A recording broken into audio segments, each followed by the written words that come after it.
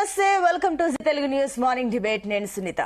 GHMC విస్తరణ ప్రక్రియ అయితే పూర్తయిపోయింది. దీనిపై రేవంత్ సర్కార్ నోటిఫికేషన్ జారీ చేసింది. 27 మున్సిపాలిటీలు, కార్పొరేషన్లను జీహెచ్ఎంసీలో విలీనం చేస్తూ ప్రభుత్వం అయితే ఉత్తర్వులను జారీ చేస్తుంది. దీంతో హైదరాబాద్ దేశంలోని అతిపెద్ద నగరంగా ఆవిర్భవించింది. ఈ విలీనంపై ప్రస్తుతం జోరుగా చర్చ అయితే సాగుతోంది. విలీనం ప్రజలకు లాభమా, నష్టమా? విలీనం వెనక రాజకీయ ప్రయోజనాలు ఏంటి అనే అంశాలపైన ఇవాళ డిబేట్ లో డిస్కస్ చేయబోతున్నాం. ఇవాళ డిబేట్ లో మనతో పాటు పార్టిసిపేట్ చేస్తున్నారు బీజేపీ నుంచి అల్జాపూర్ శ్రీనివాస్ గారు ఉన్నారు, అండ్ అదేవిధంగా రాజకీయ విశ్లేషకులు నర విజయ్ కుమార్ గారు ఉన్నారు. మరికొంతమంది కూడా కాసేపట్లో జాయిన్ అవుతారు. గుడ్ మార్నింగ్ అండి ఇద్దరికి. Good morning. ఎస్ విజయ్ గారు, మీతో స్టార్ట్ చేద్దాం. సో జీహెచ్ఎంసీ మ్యాప్ అయితే చేంజ్ అయిపోయింది. సో అతిపెద్ద నగరంగా ఆవిర్భవించింది. ఇవి చెప్పుకోవడానికి బాగున్నప్పటికీ కూడా అటు అభివృద్ధి గురించి కనుక మాట్లాడుకుంటే కూడా అభివృద్ధి అంటే కూడా డైవర్సిఫై అవ్వాలి, అన్ని ప్రాంతాలకు విస్తరించాలి, సెంట్రిఫై అయితే అవ్వకూడదు. కానీ ఇక్కడ పరిస్థితి చూస్తుంటే సెంట్రిఫై అవుతుందా, డైవర్సిఫై అవుతుందా, నగరంగా మారుతుంది. కరెక్ట్ ఔటర్ రింగ్ పరిధిలో ఉన్న అన్ని జిల్లాలని కూడా, ఇంకా కొన్ని జిల్లాలు కూడా జాయిన్ అయ్యే ఛాన్సెస్ ఉన్నాయి. కాబట్టి ఇవన్నీ లెక్కలు చూసుకున్న డెవలప్మెంట్ సాధ్యమవుతుందా? ఇది లాభమా, నష్టమా? ఏంటి మీ అనాలిసిస్ ఏంటి? చెప్పుకోవడానికి మీరు అన్నట్టు బాగుందండి. అయితే నాకైతే ఇందులో ఎక్కువ రాజకీయ కుట్ర బాగా కనిపిస్తుంది. అభివృద్ధి నిజంగా అది తెలంగాణ ప్రజలకే ఉండి ఇవన్నీ చేస్తే అభివృద్ధికి ఓకే కానీ ఇందులో రాజకీయ కుట్రనే ఎక్కువగా అనుమాన పడాల్సినటువంటి అవసరం ఉంది. ఇప్పుడు ఉన్నటువంటి రాజకీయ పరిస్థితులు కావచ్చు, ఉన్నటువంటి రెండు అటు బీజేపీ అండ్ కాంగ్రెస్ కు సంబంధించినటువంటి అంశాలు. రాజకీయ కుట్ర ఎట్లా అంటే హైదరాబాద్ ని తెలంగాణ నుంచి దూరం చేసే పెద్ద కుట్ర అయితే ఉంది. ఇందులో రేవంత్ రెడ్డి చాలా కీలకమైనటువంటి పాత్ర పోషిస్తున్నట్టు కనిపిస్తుంది. హైదరాబాద్ ని తెలంగాణకు దక్కకుండా చేసేటువంటి కుట్ర. ఎందుకంటే ఒక్కొక్కటి భూములకు సంబంధించిన ఒక్కొక్కటి ఇది ఒకటి RRR కు సంబంధించిన రోడ్డు చూసుకున్నా, ఇప్పుడు జిహెచ్ఎంసీలో రింగ్ రోడ్డు వరకు ఉన్నటువంటి 27 మున్సిపాలిటీలు, కార్పొరేషన్లను విలీనం చేసి 2047 చదరపు కిలోమీటర్లకు విస్తరించిన, అదేవిధంగా హిల్ట్ పాలసీ అనేది ఒకటి తీసుకొచ్చి ఇక్కడ ఉన్నటువంటి భూములను మొత్తం వ్యక్తిగతంగా స్వాధీనం చేసుకునేటువంటి అంశం చూసినా, అదేవిధంగా భారత్ ఫ్యూచర్ సిటీ అనేది ఒక కొత్తగా ఏర్పాటు చేస్తున్నటువంటిది చూసినటువంటిది. అందులో నార్త్ ఈస్టర్న్ స్టేట్లకు స్థలాలు కేటాయించడం, అంబానీ లాంటి వాళ్ళకి స్థలాలు కేటాయించడం, ఇవన్నీ చూస్తుంటే హైదరాబాద్ లాగా తెలంగాణ ప్రజలకు దక్కే విధంగా అనుమానాలు వస్తున్నాయి. ఎందుకంటే ఇటీవల కేంద్ర ప్రభుత్వం తీసుకున్నటువంటి చండీగఢ్ సిటీని దాన్ని క్రమంగా రాష్ట్రపతి చేతుల్లో పెట్టడానికి చేసినటువంటి ప్రయత్నాలు విఫలమైనాయి. అన్ని చట్టము, ఆర్డినెన్స్ మొత్తం ఈ పార్లమెంట్ సెషన్ లోనే రాజ్యాంగ సవరణ చేసి రాష్ట్రపతికి అప్పగించేటువంటిది ఉంటే అక్కడ ప్రభుత్వాలు, ప్రజలు ఆందోళన వ్యక్తం చేసేసరికి ఆగినటువంటి సిచ్యువేషన్ ఉంది. అందులో భాగంగా ఇప్పుడు జరుగుతున్నటువంటి ఈ హైదరాబాద్ విస్తరణ ఇప్పుడు దాదాపు 2047 చదరపు కిలోమీటర్లు అయిందంటే నెంబర్ 1 విస్తీర్ణంలో భారతదేశంలోనే ఒక పెద్ద సిటీ, ఒక పెద్ద నగరంగా ఉంది. అది ఒక రకంగా బాగుంది అనిపిస్తున్నప్పటికీ ఈ రకమైనటువంటి రాజకీయ కుట్ర బాగా కనిపిస్తుంది. హైదరాబాద్ ని ఏం చేస్తారు, హైదరాబాద్ ని తెలంగాణ కాకుండా రాష్ట్రపతి చేతిలో పెట్టడమో ఇంకేదైనా. ఎందుకంటే ఇక్కడ చంద్రబాబు అనే వ్యక్తి ఒక కీలకమైనటువంటిది. చంద్రబాబు ఇప్పుడు ఢిల్లీలో శాసిస్తున్నటువంటి సందర్భంలో ఈ ఆంధ్ర పాలకులకు, ఆంధ్ర నుంచి వచ్చినటువంటిది ఆంధ్రాలో ఉన్న రాజకీయ నాయకులకు తెలంగాణ మీద ఒక కుట్ర నిజం ఎప్పుడు చేస్తారు. మామూలు ఎదగొట్టారు, ఇక్కడి నుంచి పోరాటాలు చేసి ఇక్కడ ప్రజలు అభివృద్ధి అవుతారని ఒక కుళ్ళు బుద్ధి కావచ్చు, ఇంకేదైనా కావచ్చు, దాంతో ఈ హైదరాబాద్ ను వీళ్ళకి దక్కకుండా చేయాలి అనే ఒక మేజర్ కుట్ర కనిపిస్తుంది. అందులో చంద్రబాబు, రేవంత్ రెడ్డి, మోడీ ప్లస్ అదానీ, అంబానీ ఈ 5 కలిసి హైదరాబాద్ చేస్తున్న కుట్ర. ఎందుకంటే కాంగ్రెస్ అంబానీకి సంబంధించినటువంటి వంతేరానేమో ఢిల్లీలో వ్యతిరేకిస్తుంది అక్కడ ఉన్నటువంటిది. అదే వంతేరా అంబానీకి సంబంధించిన దానికి ఇక్కడ భూములు కేటాయిస్తున్నటువంటి సిచ్యువేషన్ ఫ్యూచర్ సిటీ. అంటే ఈ అన్ని చూస్తే హైదరాబాద్ ను ఏదో చేయబోతున్నారు. పైకి చూపించడం అభివృద్ధి పెద్ద సిటీ అని చూపిస్తూ ప్రజలను, ఎందుకంటే ఇది చూపించడం వల్ల ప్రజల్లో ఒక రకమైన అన్నట్టు ఆనందం కలుగుతుంటది. పెద్ద సిటీ ఇదోటి ప్రపంచ నగరం, సింగపూర్ తోటే పోటీ. సింగపూర్ కు చంద్రబాబుకు ఉన్న లింకు తెలుసు, ఇప్పుడు రేవంత్ రెడ్డికి ఉన్న ఊకే సింగపూర్ వస్తుంటాయి. ఈ సింగపూర్ కు సంబంధించినటువంటి అంటే ఈ లింక్ అంతా చూస్తుంటే ప్రజలకు ఇవన్నీ తెలియక ప్రజలు ఒక హ్యాపీగా కనిపిస్తుంటారు. మంచి పెద్ద సిటీ, ఇండియాలోనే పెద్ద సిటీ అనే ఒకటి కనిపిస్తుంటది. కానీ ఇన్సైడ్ జరుగుతున్న మన హక్కుని, మన ఆత్మగౌరవాన్ని, మనకున్న ఇన్నాళ్ళు వేల సంవత్సరాల నుంచి, వందల సంవత్సరాల నుంచి తెలంగాణ ప్రజలు కష్టించి సంపాదించుకున్న శ్రమశక్తి ద్వారా నిర్మించుకున్నటువంటిది హైదరాబాద్ నగరం. హైదరాబాద్ నగరాన్ని వీళ్ళందరూ వేరే వాళ్ళకు, నార్త్ ఇండియాకు కట్టబెట్టేటువంటి కుట్రను ఇక్కడున్న ఇప్పుడు ఏంటంటే రాజకీయ నాయకులకు వాళ్ళకు ఆర్థికంగా లాభం జరుగుతుండొచ్చు. దానికోసం అనుకూలంగా ఇప్పుడు ముఖ్యమంత్రి లాంటి వాళ్ళు మొత్తం తను అన్నారు, తాను ఇటీవల కాలంలో నేను 150 రూపాయలతోటి కొండారెడ్డిపల్లి నుంచి వచ్చిన, నాకు ఇంకేం కావాలి, నేను 2వ సీఎం ని చరిత్రలో ఉన్నంత కాలం ఉంటా, ఆయనకి రాష్ట్రం గురించి పట్టలేదు, నా పర్సనల్ అయిపోయింది, నేను ఇష్టం ఉన్నట్టు చేసుకుంటా అనేటట్టు ఎవరు ప్రజల గురించి ఆలోచించలేదు. ఇది ఒక ప్రమాదకరం. అభివృద్ధి పేరు ఈ ప్రమాదకరాన్ని గమనించుకోవాలి రాజకీయ నాయకులు. ఓకే అండి, విజయ్ గారు నేను మళ్ళీ వస్తాను. అండ్ అదే విధంగా నూమన్ గారు ఏఐసిసి నేషనల్ కోఆర్డినేటర్ మనతో పాటు స్టూడియోలో ఉన్నారు. అండ్ అదే విధంగా బీఆర్ఎస్ నుంచి పల్లె రవి గారు కూడా జాయిన్ అయ్యారు. మీ ఇద్దరు కూడా గుడ్ మార్నింగ్ అండి. ఎస్ నుమన్ గారు, మీరు చెప్పండి. సో అభివృద్ధిలో భాగంగానే మీరు 20 మున్సిపాలిటీలు 7 కార్పొరేషన్లు విలీనం చేశారు జిహెచ్ఎంసీలో. సరే, చెప్పుకోవడానికి బానే ఉంది అన్న అంశాలు అనుకున్నా కూడా ఆల్రెడీ మొన్న మీరు ప్రచారంలో కూడా జిహెచ్ఎంసీలో అభివృద్ధి కుంటుపడిందన్న మీరే ఈ రోజు జిహెచ్ఎంసీని విలీనంలో ఇంకా ఇవన్నీ కార్పొరేషన్లు, మున్సిపాలిటీని యాడ్ చేయడం వల్ల అసలు మీరు ఎట్లా దీన్ని తీసుకెళ్తారు? మీతో పాసిబుల్ అవుతుందా? మొన్నటి వరకు జిహెచ్ఎంసీ అభివృద్ధి కుంటుపడింది అన్నారు, ఇప్పుడు ఇంకా విలీనం చేస్తారు, జిహెచ్ఎంసీ పరిధిని ఇంకా పెంచారు. ఆల్రెడీ 1 కోటికి పైగా జనాభా ఉన్నారు మన జిహెచ్ఎంసీలో. ఇప్పుడు మీరు విలీనం చేయడం వల్ల ఇంకా జనాభా పెరుగుతుంది. సో ఎట్లా తీసుకుపోతున్నారు? మీరు కేవలం ఇది ఒక రాజకీయ స్టంట్లు మాత్రమే చేస్తున్నారు తప్ప ఏం లేదని విశ్లేషణలు ఇక్కడ మనకు వినిపిస్తున్నాయి. కాబట్టి ఏంటి, మీరు ఏమనుకుంటున్నారు? మిగతా వారు కాస్త సైలెంట్ లో పెట్టండి ప్లీజ్, చెప్పండి. Very good morning to you as well as Palle Ravi garu, Vijay garu, as well as BJP మిత్రులు, all the viewers. So essentially నేను ఒక విషయం తెలియజేసుకుంటున్నానండి. గవర్నమెంట్ ఒక స్ట్రాటజీతో ముందుకు పోతున్నది. Essentially we're calling Telangana rising 2047. ఆ యొక్క విజన్ అనేది మేము ముందుకు తీసుకెళ్తున్నాం. రేపు 8వ తారీఖు 9వ తారీఖున సమ్మిట్ జరగబోతున్నది. ఇన్వెస్టర్లు దాదాపు 4000 ఇన్విటేషన్లు పోయినాయి. ప్రధానమంత్రి నరేంద్ర మోదీ ఇంక్లూడింగ్ ప్రధానమంత్రితో పాటు ప్రతిపక్ష నేత రాహుల్ గాంధీ గారు, అన్ని స్టేట్స్ లో ముఖ్యమంత్రులు, business mens, GCC, north America, ప్రతి ఒక్క ఇన్వెస్టర్స్, వరల్డ్ ఎకనామిక్ ఫోరం ఏ రకంగా అయితే జనవరిలో జరుగుతుందో ఆ రకంగా, ఆ మాదిరిగా ఈసారి 2 year మార్క్ మేము కంప్లీట్ అయిపోయింది కాబట్టి 8th and 9th సమ్మిట్ పెట్టినాము. దాంట్లో ఏకైక లక్ష్యం Telangana rising 2047, $3 trillion economy by 2047.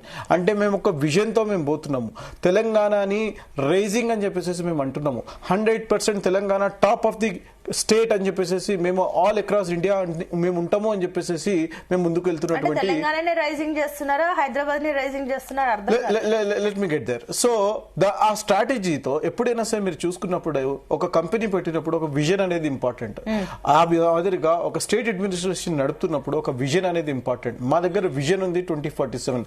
దానికి చేరుకోవాలి అని అంటే there are various strategies, various steps that you need to follow. So నేను ఏం చెప్పదలుచుకుంటున్నానంటే, తెలంగాణలో మీరు చూసుకున్నట్లయితే ముఖ్యమంత్రి వర్యులు కేబినెట్ మీటింగ్ తర్వాత అనౌన్స్మెంట్ చేసినారు, 3 zones గా డివైడ్ చేస్తున్నామని చెప్పేసి. ఒక జోన్ వచ్చేసేసి కోర్ అర్బన్ రీజియన్ అని చెప్పేసి, పెరి అర్బన్ రీజియన్ అని చెప్పేసి, రూరల్ అగ్రికల్చరల్ రీజియన్ అని చెప్పేసి 3 zones కింద డివైడ్ చేసాం. అంటే దాని యొక్క ఉద్దేశం మీరు చూసుకున్నటువంటి Hyderabad, greater Hyderabad municipal corporation all the way up to outer ring road వరకు మీరు చూసుకుంటే క్యూర్ కింద వస్తుంది. ఔటర్ రింగ్ రోడ్ నుంచి RRR వరకు మీరు చూసుకుంటే ప్యూర్ కింద వస్తుంది. దాని తర్వాత ఏదైతే ఉంటుందో Telangana all the way up to Maharashtra, Karnataka, ఈ బార్డర్స్ ఏదైతే ఉన్నాయో ఆంధ్ర బార్డర్స్, అవి మీకు రేర్ కింద వస్తాయి. సో ఎసెన్షియల్లీ దీన్ని డివైడ్ చేయాల్సిన ముఖ్య ఉద్దేశం ఏంటి అని అంటే, మనకి ఇక్కడ ఉన్నటువంటి రిసోర్స్ ఏదైతే ఉందో సమానంగా ఇక్కడ మనం కలెక్ట్ చేసుకోవాలి, దాన్ని లెవరేజ్ చేయాలి అని చెప్పేసి. ఈ రోజు మీరు చూసుకున్నటువంటి గ్రేటర్ హైదరాబాద్ ఇంతకు ముందు గ్రేటర్ హైదరాబాద్ ఉండేది కాదండి. It was municipal corporation of Hyderabad ఉండేది. చాలా చిన్న మున్సిపాలిటీ కింద మాదిరిగా ఉండేది. చుట్టుపక్కల ఉన్నటువంటి ప్రతి ఒక్క ఏరియా ఒక విలేజ్ మాదిరిగా ఉండేది. ఈ రోజు కూడా విలేజ్ అని చెప్తారండి. ఖానామెట్ విలేజ్ అని అంటారు, నార్సింగి విలేజ్ అని అంటారు, మణికొండ విలేజ్ అని అంటారు, ఈ పుప్పాలగూడ విలేజ్ అంటారు. ఈ విలేజెస్ కావండి. These have been merged into greater Hyderabad. మేము ఏం చేస్తున్నాము అని అంటే ఈ అర్బన్ ఏరియా ఏదైతే ఉందో దాని విస్తీర్ణం ఏదైతే పెరిగిందో దానిని ఒక గ్రేటర్ హైదరాబాద్ మున్సిపాలిటీ కింద, మున్సిపల్ కార్పొరేషన్ కింద తీసుకురావడం మాత్రం జరుగుతున్నది. గ్రేటర్ హైదరాబాద్ లో మీరు చెప్పినటువంటి ఇష్యూస్ ఏదైతే మాట్లాడారో 8,440 వేల కోట్ల ఆ బడ్జెట్ ఉన్నటువంటి గ్రేటర్ హైదరాబాద్ మున్సిపల్ కార్పొరేషన్ ఈ రోజు ఈ 27 urban local bodies, 20 municipalities, 7 municipal corporations, 27 ఇది కలపడం వల్ల దాని యొక్క విస్తీర్ణం పెరగడం వల్ల విస్తీర్ణం దాదాపు 650 స్క్వేర్ కిలోమీటర్లుగా ఉన్నటువంటి విస్తీర్ణం జియోగ్రాఫికల్ ఏరియా ఈ రోజు 2053 స్క్వేర్ కిలోమీటర్లుగా పెరగబోతున్నది. గ్రేటర్ హైదరాబాద్ మున్సిపల్ కార్పొరేషన్ అనేది the biggest civic body in entire India. మీరు చూసుకున్నట్లయితే ట్యాక్సెస్ అనేది ఈక్వల్ ట్యాక్సెస్ అవుతాయి, వాటర్ రిసోర్సెస్ ఈక్వల్ గా షేర్ అవుతాయి. నేను ఒక్క విషయం మీకు తెలియజేసుకుంటున్నాను. కోకాపేట్లో 2 కోట్లు 3 కోట్లు 4 కోట్లు పెట్టేసేసి వాళ్ళు ఏదైతే కడుతున్నారో వాళ్ళ ట్యాక్స్ కానివ్వండి, ఇక్కడ గ్రేటర్ హైదరాబాద్ సనత్ నగర్ కానివ్వండి, ఎస్ఆర్ నగర్ కానివ్వండి, వాళ్ళ ట్యాక్స్ పేమెంట్స్ చూసుకోండి మీరు ఒకసారి. డిఫరెన్సెస్ అనేది వ్యత్యాసం అనేది ఉంది. దానిని లెవరేజ్ చేస్తూ వాటిని రెగ్యులరైజ్ చేస్తూ దానిని అందరికీ equal tax equal resources provide చేయాలి అనే ఏకైక ఉద్దేశం మేము పోతున్నాము. వాటర్ కానివ్వండి, రోడ్స్ కానివ్వండి, డ్రైనేజ్ కానివ్వండి, గ్రేటర్ హైదరాబాద్ మొత్తం ఆల్ ఓవర్ ఇండియా చూసే విధంగా ఇక్కడ మేము డెవలప్మెంట్ చేయబోతున్నాము. ఎవరికి ఎటువంటి అపోహలు ఉండాల్సిన అవసరం లేదు. ఇది ఒక పొలిటికల్ స్టంట్ కాదు, ఒక విజన్, తెలంగాణ రైజింగ్ విజన్ తీసుకెళ్లి ఒక ఫస్ట్ స్టెప్ మాత్రమే అని చెప్పేసి నేను తెలియజేసుకుంటాను. రవి గారు గుడ్ మార్నింగ్. ఏంటి ఏమనుకుంటున్నారు అసలు? పూర్తిగా ఇప్పుడు విలీనం 20 మున్సిపాలిటీలు 7 కార్పొరేషన్లు జాయిన్ అయినాయి, విలీనం అయిపోయింది. జిహెచ్ఎంసీ పరిధిని పెంచాము. ఇప్పుడు అతిపెద్ద నగరంగా చూస్తే హైదరాబాదే కనిపిస్తుంది ఎటు చూసినా కూడా. సో డెవలప్మెంట్ విషయంలో మేము డెవలప్మెంట్ లో భాగంగానే మేము తీసుకెళ్తున్నాం అని చెప్పేసి వాళ్ళు అంటున్నారు. కాబట్టి ఏం చెప్తారు? సునీత గారు, ముందుగా మీకు ప్యానెల్ లో ఉన్నటువంటి మిత్రుడు నుమన్ గారికి, శ్రీనివాస్ గారికి, విజయ్ కుమార్ గారికి, జీనియస్ వీక్షకులకి అందరికి నమస్కారం అండి. ఇప్పుడు ఏదైతే వచ్చినటువంటి జిహెచ్ఎంసి లో 20 మున్సిపాలిటీలు 7 మున్సిపల్ కార్పొరేషన్ల విలీనము అన్నది నిన్న ఓ ప్రక్రియ దాదాపు ప్రభుత్వం కొంత ఇనిషియేట్ చేసింది. ఇది సరే, ఇప్పుడు మిత్రుడు నుమన్ మాట్లాడినట్టుగా ప్రజలకు కొంత ఇదొక మంచి ఏదో గొప్పగా చూపించేటటువంటి దాన్ని ప్రజలని ఊహలోకి కొంత ఇమాజినేషన్ కోసం ఇది మంచి గొప్పగా అనిపిస్తుంది.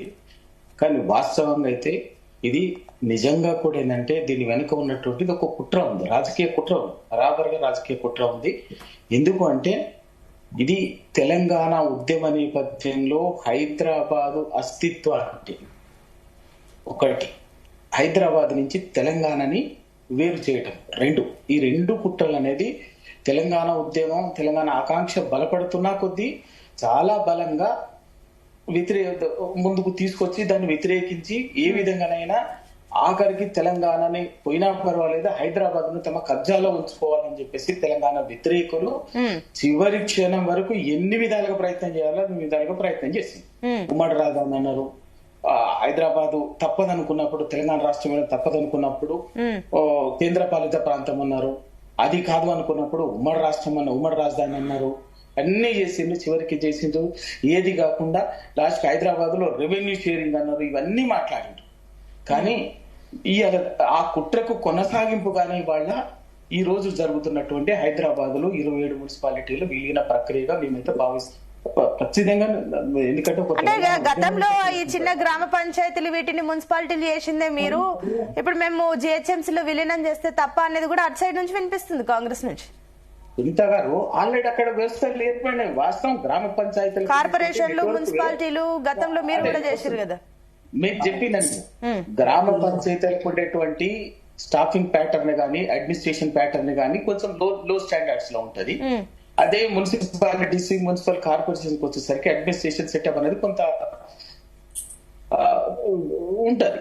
ఓకే, అందుకే ఆల్రెడీ కేసీఆర్ గారు మీరు చెప్పిన దాన్ని దృష్టిలో పెట్టుకొని పెరుగుతున్నటువంటి అర్బనైజేషన్ ని, హైదరాబాద్ చుట్టూ ఉన్నటువంటి పెరిఫెరల్ పెరిగినటువంటి దాన్ని పెట్టుకొని ఈ కొత్త మున్సిపాలిటీస్ ఇప్పుడు వాళ్ళు ఏవైతే ఇప్పుడు విలీనం అని చెప్పేసి చేసినటువంటి అవన్నీ కేసీఆర్ గారు చేసినటువంటి ఏది ఫిర్జాదిగూడ మున్సిపల్ కార్పొరేషన్ కానీ, బండ్లగూడ మున్సిపల్ కార్పొరేషన్ కానీ, జవహర్ నగర్ మున్సిపల్ కార్పొరేషన్, ఇప్పుడు ఏవైతే 7 మున్సిపల్ కార్పొరేషన్లు 20 మున్సిపాలిటీలు ఉన్నాయి. వాటిని ఎందుకంటే వాటిని స్ట్రెంథెన్ చేసుకుంటే సరిపోతుంది, కానీ ఇది కాకుండా కేవలము రియల్ ఎస్టేట్ ఇక ప్రయోజనం కోసము హైదరాబాద్ ని తెలంగాణ నుంచి వేరు చేసేటటువంటి కుట్రలో భాగంగానే ఇవన్నీ జరుగుతున్నాయి. అది ఇవాళ జనానికి అర్థం కాకపోవచ్చు, దానిలో ఉన్నటువంటి దాని లోతు అర్థం కాకపోవచ్చు, దాని వెనుకున్న కుట్ర అర్థం కాకపోవచ్చు, కానీ వాస్తవం అది. ఈ వాస్తవం నుంచి ఏంటంటే రేవంత్ రెడ్డి పనిచేస్తున్నది ఇవాళ చంద్రబాబు నాయుడు ప్రయోజనాల కోసం, చంద్రబాబు నాయుడు ఆలోచనలు తగ్గట్టే తప్ప మీరు అనుకుంటున్నటువంటి నూమన్ గారు ఉన్నటువంటి కాంగ్రెస్ పార్టీ పట్ల ఉన్నటువంటి ప్రేమ పట్ల నాకు చాలా సంతోషం. కాంగ్రెస్ పార్టీ ఐడియాలజీనో కాంగ్రెస్ నో కాదు. ఎందుకంటే సునీత గారు బేసిక్ గా అసలు ఈ అర్బన్ స్థానిక సంస్థలకి ఏంటండి రాజ్యాంగ సవరణ 73, రాజ్యాంగ సవరణ 74 ద్వారా స్థానిక పరిపాలన అంటే స్థానిక సంస్థలకి డిసెంట్రలైజేషన్ పవర్స్ ఇవ్వాలన్నటువంటి తోటి వచ్చింది. 74 రాజ్యాంగ సవరణ 74 అన్నదేమో పట్టణ స్థానిక సంస్థలకి, అర్బన్ మున్సిపాలిటీస్ కి. దాని చాలా క్లియర్ గా దాని ఆబ్జెక్టివిటీస్ లో చూడండి ఒకసారి. దాంట్లో ఏమొచ్చింది, రాజ్యాంగ సవరణ 74 లో చాలా స్పష్టంగా చెప్తున్నది ఇది వికేంద్రీకరణ జరగాలని పరిపాలన, లేకపోతే సంస్థలు అని చెప్పేసి డిసెంట్రలైజేషన్ ఆఫ్ ది అన్నటువంటి సర్వీసెస్ అన్న ఉద్దేశంతో 74 ఆర్టికల్స్ రాజ్యాంగ సవరణ 74 వచ్చింది. వాళ్ళు వీలు చేసేది ఇది సెంట్రలైజ్ చేసేసి కేంద్రీకృతం చేస్తున్నారు. మొత్తం వ్యవస్థను అంతా కేంద్రీకృతం చేసి ఈ హైదరాబాద్ జిహెచ్ఎంసీ అనేటువంటి కోర్ అర్బన్ ని చెప్తున్నటువంటి పేరు మంచి పెట్టుకున్నటువంటి తెలంగాణ కోర్ అర్బన్ అంతా కూడా ఒక వీళ్ళ గుప్పిట్లో పెట్టడము, కొంత పెట్టుబడిదారులు, కొంత సంపన్నుల చేతుల్లో, కొంత తెలంగాణ మొత్తం ఇదంతా కూడా ఏంటంటే కొందరు ఒక సిండికేట్ గా తయారయ్యి వాళ్ళ చేతుల్లో పెట్టడం కోసం తప్ప దీనివల్ల ప్రజలకు గాని తెలంగాణకు గానీ దీనికి ఏమీ ఒరిగేది లేదు. మొత్తం ఆ పరిపాలన వ్యవస్థనంతా వీళ్ళ గుప్పిట్లో పెట్టుకోవడం చేసుకుంటూ కేంద్రీకృత సెంట్రలైజేషన్ కోసం తెచ్చినటువంటిది. ఇది ఖచ్చితంగా తెలంగాణ అస్తిత్వాన్ని గానీ తెలంగాణ నుంచి హైదరాబాద్ ని, తెలంగాణ నుంచి కొంత తెలంగాణకు ఫైనాన్షియల్ రిసోర్సెస్ గా ఉన్నటువంటి ప్రాంతాలని, సంస్థలని కాలక్రమంలో మెల్లగా రవి గారు మళ్ళీ శ్రీనివాస్ గారు గుడ్ మార్నింగ్ అండి. శ్రీనివాస్ గారు ఒక నిమిషం. రవి గారు, శ్రీనివాస్ గారు good morning. Good morning Srinivas గారు, సో దేశంలోనే ఇప్పుడు అతిపెద్ద నగరం ఏంటి అంటే కూడా గ్రేటర్ హైదరాబాద్ అని చెప్పుకునే స్టేజ్ కి ఇప్పుడు తెలంగాణ గవర్నమెంట్ అయితే తీసుకొచ్చింది. ఓకే, ఇది బాగుంది వినడానికి కూడా. బట్ మీరేం చెప్తారు, తెలంగాణలో డెవలప్మెంట్ గురించి మాట్లాడితే ఇది డెవలప్మెంట్ ఇప్పుడు ఏదైతే తెలంగాణ గవర్నమెంట్, కాంగ్రెస్ గవర్నమెంట్ తీసుకున్న ఈ నిర్ణయము కరెక్ట్ గా అని భావిస్తున్నారా? అండ్ మొన్న మీరు మా ధర్నా కూడా చేయబోతాం మేము, అసలు దీన్ని యాక్సెప్ట్ చేయము ఇదని చెప్పేసి కూడా మొన్న బీజేపీ నుంచి కూడా వినిపించింది. కాబట్టి ఏం చెప్తారు, ఈ తీసుకున్న నిర్ణయాన్ని స్వాగతిస్తున్నారా? నమస్కారం. ఫస్ట్ ఆఫ్ ఆల్ మీ అందరికి కూడా మీరే ఇంట్రడక్షన్ చెప్పినారు ఇది చెప్పుకోవడానికి బాగుందని చెప్పేసి. అంటే ఏ ఉద్దేశంతో అన్నారో అర్థమైతా ఉన్నది. ఇదే అభిప్రాయం యావత్ హైదరాబాద్ ప్రజలు కావచ్చు, తెలంగాణ ప్రజలు కావచ్చు, ఇదే అభిప్రాయంతో ఉంటారు. ఒక దిక్కు కాంగ్రెస్ పార్టీ, బీజేపీ, మిగతా పార్టీలు అన్ని కూడా తెలంగాణ డీసెంట్రలైజ్ చేయాలా, గుడ్ గవర్నెన్స్ కోసం పరిపాలన దగ్గర రావాలని చెప్పి తెలంగాణ ఉద్యమం మనం సాధించుకున్నటువంటి తెలంగాణ దేనికోసం, పరిపాలన సౌలభ్యం కోసం, ప్రజలకు అందుబాటులో సర్కారు ఉండాలి.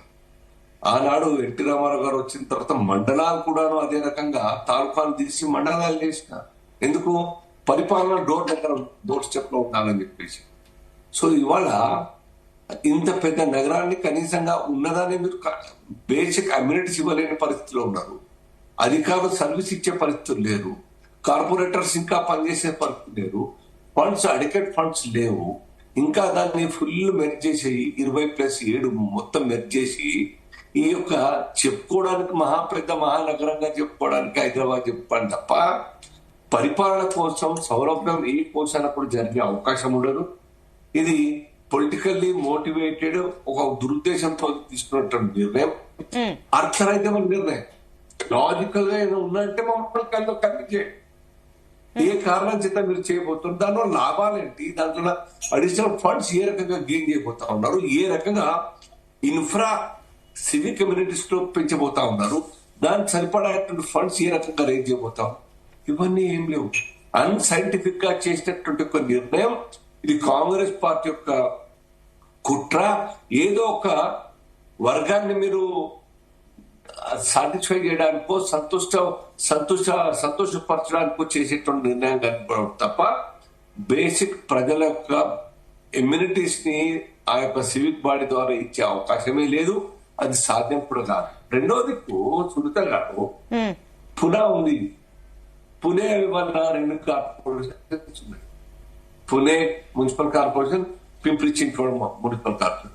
ఇవాళ అక్కడ కూడా చాలా కష్టమైతా ఉంది. దాన్ని ఇంకా 3 కార్పొరేషన్ డివైడ్ చేస్తా ఉన్నారు. 3 కార్పొరేషన్. అలాగే బాంబే బృహన్ ముంబై ఉన్నప్పటికి కూడాను 9 మున్సిపల్ కార్పొరేషన్ వాటి యొక్క సెపరేట్ ఎంటిటీ ఉన్నది. బృహన్ ముంబై ఎంఎంఆర్ ఉన్నప్పటికి కూడా ఇంకా 9 మున్సిపల్ కార్పొరేషన్, 9 మున్సిపాలిటీస్ ఉన్నాయి, 6 నగర పంచాయతీలు ఉన్నాయి. అక్కడ సెపరేట్ ఎంటిటీస్. ఢిల్లీలో కూడా నిన్నటిదాకా సెపరేట్ మున్సిపల్ కార్పొరేషన్స్ 3 ఉండే. ఈ యొక్క సర్కార్ వచ్చిన తర్వాత అనవసరంగా కలిపేసి దాన్ని ఒక్కడిగా చేసినారు, ఇబ్బంది పాలవుతా ఉన్నారు ఆ యొక్క కేజ్రీవాల్ సర్కార్. ఇది డీసెంట్రలైజ్ చేయడం ద్వారా ప్రజలకు అందుబాటులో సర్కార్ ఉంటుంది. స్కీమ్లు ఆ యొక్క డోర్ స్టెప్ దగ్గర వచ్చేటువంటి అవకాశం ఉంటుంది. ఎక్కువ కాన్సల్టేషన్ చేసేటువంటి అవకాశం ఉంటుంది తప్ప దీనివల్ల ఏది కాదు. మీరు జిల్లాలు చిన్నవి చేసినాం మనం. కేసీఆర్ సర్కార్ ఎందుకు దగ్గరలో కలెక్టర్ ఉండాలి. ఒకనాడు కలెక్టర్ చూడాలంటే ఎంతో ఇబ్బందిగా ఉండే. తాలూకా తహసీల్దార్ పోవాలంటే 200 గ్రామాలకు తహసీల్దార్ ఉండే, ఎంతో ఇబ్బందిగా ఉంటుండే. ఇది సింపుల్ లాజిక్ అర్థం చేసుకోవడానికి మున్సిపల్ కార్పొరేషన్ యథావిధిగా ఉంచి దాన్నే అసలు చేయలేని పరిస్థితి. మీరు మీ దృష్టి సారించే పరిస్థితి లేదు. ఇవాళ మళ్ళీ 20 మున్సిపాలిటీస్, 7 కార్పొరేషన్స్, మొన్న 7 కార్పొరేషన్స్ అయినాయి. నాటి కూడా ఒక దశాబ్దం కూడా కాలే కదా, మొన్ననే కదా. దాన్ని అధికారులు కూడా ఏం అర్థం కాదు నాకు. బ్యూరోక్రాట్స్ ఉన్నది దేనికి? బ్యూరోక్రాట్స్ సముదాయించాలి, దాని యొక్క నాలెడ్జ్ ఉంటుంది వాళ్ళకు. చదువుకున్న వాళ్ళందరూ కూడా ఏ రకంగా ఆ యొక్క పరిపాలన ఇబ్బంది అవుతుందనే విషయం గవర్నమెంట్ కు, ఈ యొక్క ముఖ్యమంత్రి గారికి, గవర్నమెంట్ కు సముదాయించాలి. వాళ్ళకు నాలెడ్జ్ ని పర్కులేట్ చేయాలి, ఆ రకంగా వాళ్ళకు కన్విన్స్ చేయడంలో. అది లేదు. అధికారులు దద్దమ్మలుగా మాట్లాడుతూ ఉంటారు. జీ అంటే జీ, కూర్చోటే కూర్చో, నిలవడం.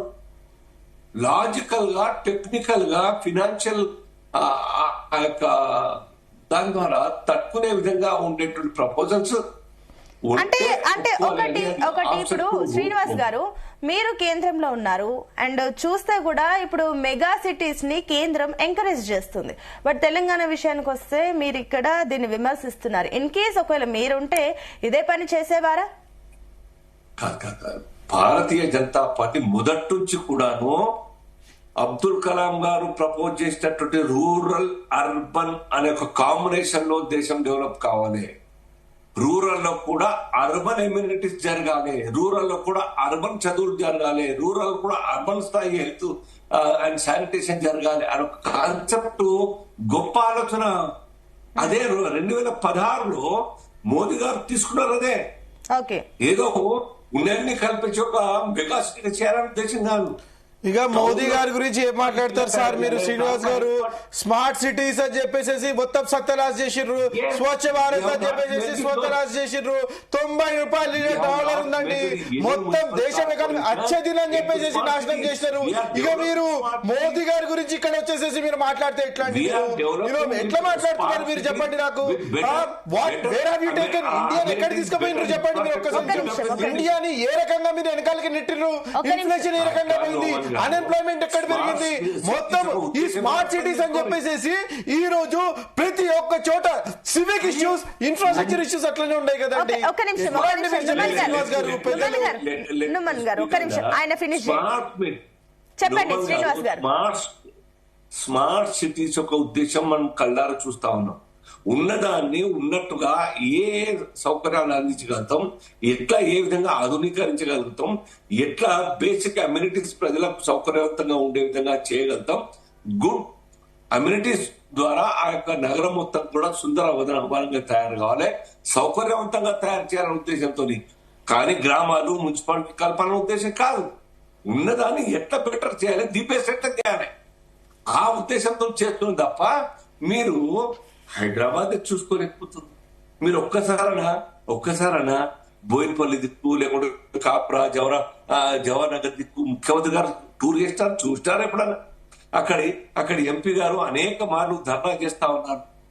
ఈటల రాజేందర్ గారు జవహర్ నగర్ ప్రాంత వాసులు ప్రజల యొక్క దుర్భరమైన జీవితాలు ఎట్లా ఉంటున్నాయి, ఎట్లా బతుకుతున్నారు అందరు కూడా అవే చేయలేకపోతుంటే ఇంకా మీరంతా కూడా మీరు చేసి చెప్పుకోవడానికి పెద్ద మా హైదరాబాద్ గా చెప్పుకోవడానికి కాకుండా అది మా జిల్లా డివిజన్ అయినాయి, తాలూకా డివిజన్ అయినాయి, మండలాలు కూడా ఇంకా డివిజన్ అవుతా ఉన్నాయి. 20 మండలంలో 20 గ్రామాలు ఉంటే 10 గ్రామాలకు మండలం చేస్తా ఉన్నారు చాలా చోట్ల.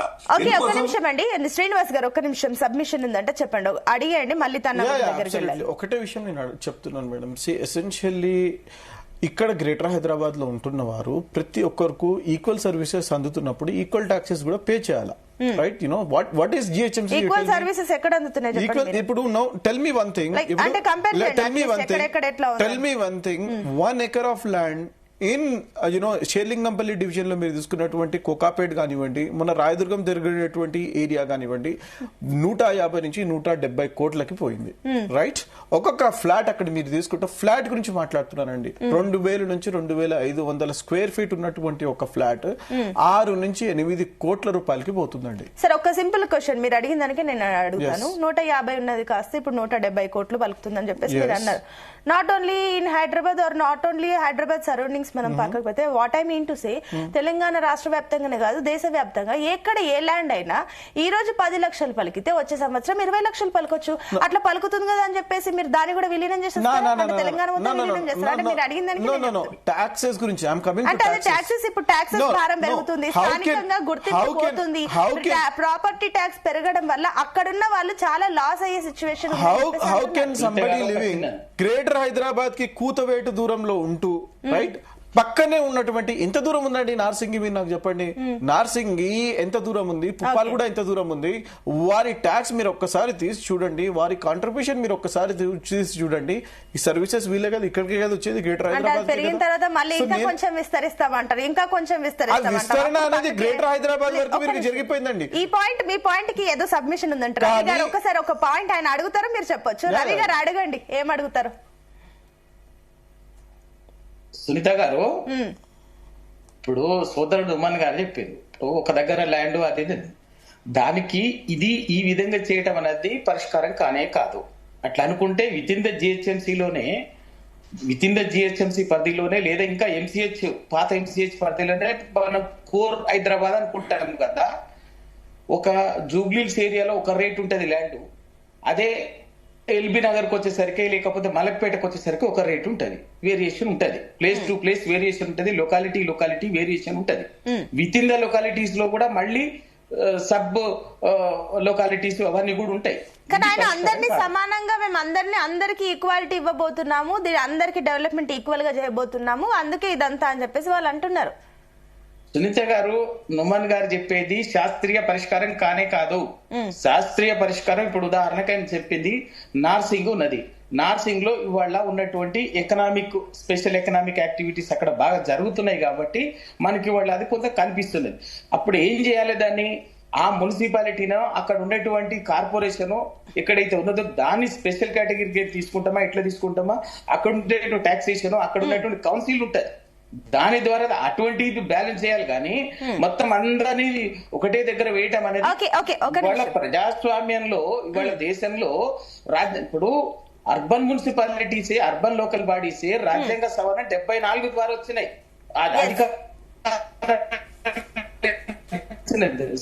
తీసుకొచ్చింది కాంగ్రెస్ పార్టీ, తీసుకొచ్చింది రాజ్యాంగ సవరణ 74. రవి గారు మీ పాయింట్ తీసుకున్నా, ఒక్క నిమిషం మళ్ళీ వస్తాను. వికేంద్రీకరణ జరిగితే ప్రజలకు సేవలు, అదే పాయింట్ అదే పాయింట్ అడుగుతున్నాం. ఒక్క నిమిషం వస్తాను, అదే పాయింట్. నుమ్మన్ గారు ప్లీజ్ ఇది 1 minute లో కంక్లూడ్ చేయండి, నేను విజయ్ గారి దగ్గరికి వెళ్ళాలి. ఏదైతే రవి గారు అంటున్నారో essentially please understand equal services for all equal citizens అని చెప్పేసి అంటున్నాం మేము.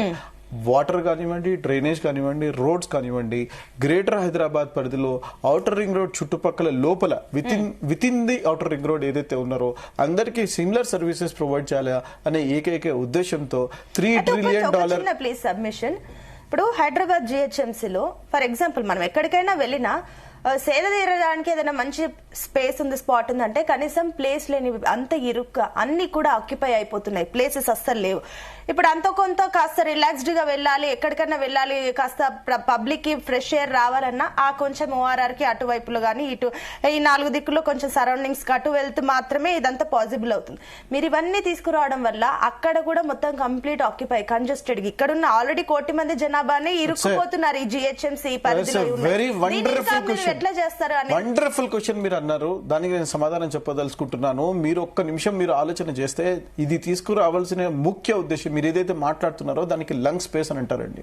ఆ లంగ్ స్పేస్ గాలి తీసుకోవడానికి గార్డెన్స్ కానివ్వండి, పార్క్స్ కానివ్వండి, వాటర్ బాడీస్ కానివ్వండి, దాని యొక్క సుందరీకరణ కానివ్వండి, అవి లేకపోవడం వల్ల జనాలు అపార్ట్మెంట్లలో క్లోజ్డ్ డోర్స్ లో ఉండడం వల్ల వాళ్ళకి కావాల్సినటువంటి సన్ రైజ్ కానివ్వండి, సన్ లైట్ కానివ్వండి దొరకకపోవడం వల్ల చాలా డిసీజెస్, చాలా ఇబ్బందులు పడుతున్నారని చెప్పేసి హైడ్రా తీసుకొచ్చినాము. హైడ్రా తీసుకురావడం వల్ల ప్లీజ్ అండర్స్టాండ్ ఈ రోజు బాంబ్ రుక్నుద్దౌలా ఇంకో 10 రోజుల్లో స్టార్ట్ కాబోతున్నది. 120 acres ఆఫ్ ల్యాండ్ అండి, అది మొత్తం కబ్జా, MIM చేతుల్లో కబ్జా కాబడ్డటువంటి బాంబ్ రుక్నుద్దౌలా లేక్ గురించి నేను మాట్లాడుతున్నానండి. దానిని రికవర్ చేసినాం, బతుకమ్మకుంటని మేము రికవర్ చేసినాం, దానిని ఎంత బ్యూటిఫుల్ వాటర్ బాడీస్ కింద మార్చినాం మీరు ఒక్కసారి చూడండి.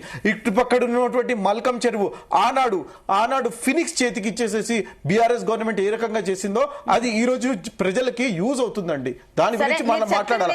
నేను అనేది ఏంటంటే ఈ కుంటలు, ఈ లేక్స్ ఏదైతే వీళ్ళు కబ్జాలు చేసిండ్రో రాజకీయ నాయకులు పార్టీలకు అతీతంగా నేను మాట్లాడుతున్నానండి. దీనికి ఇది ప్రజలకి చెందినటువంటి ఒక ఆస్తులండి ఇవి.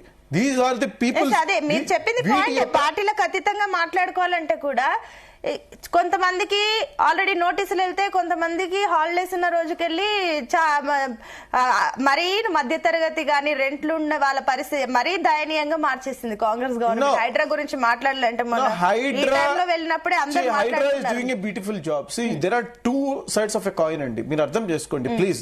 భావి తరాల గురించి జిహెచ్ఎంసీలో అదే మీరు చెప్పింది ఆ పాయింట్ మేము యాక్సెప్ట్ చేస్తాం. నేను అడిగింది ఏంటి, what I mean to say is కొంతమందికి నోటిఫికేషన్లు ఇచ్చి చేస్తున్నారు, ఇంకొంతమందికి అసలు నోటీసులే ఉండదు, అసలు నోటీస్ లేకుండా వెళ్లి కూల్చేస్తారు, దట్టు హాలిడేస్ ఇలాంటివి వెళ్తారు. సర్లే మళ్ళీ మీ ఇదంతా మాట్లాడుతుంటే కూడా మళ్ళీ టాపిక్ చేంజ్ డైవర్ట్ అవుతుంది, మనం మళ్ళీ మాట్లాడదాం. ఎస్ విజయ్ గారు, సో ఇప్పుడు ఇదంతా విలీనం గురించి మాట్లాడుకోవాలంటే సరే, డెవలప్మెంట్ గురించి మాట్లాడాలంటే థింక్ ప్రాపర్టీ ట్యాక్స్ పెరుగుతుంది. ఇందాక ఆయన మాట్లాడినట్లు ప్రాపర్టీ ట్యాక్స్ పెరుగుతుంది, లైసెన్స్ ఫీజులు పెరిగిపోతాయి, అండ్ ట్రేడ్ మార్కెట్ కూడా పెరిగిపోతుంది.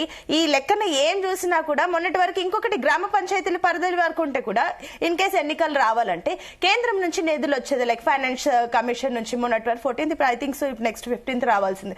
సో ఇవన్నీ చేసే కేంద్రం నుంచి వచ్చే నిధులు పర్టికులర్ గా ఇది మన తెలంగాణ గవర్నమెంట్ మిస్ అయ్యే ఛాన్స్.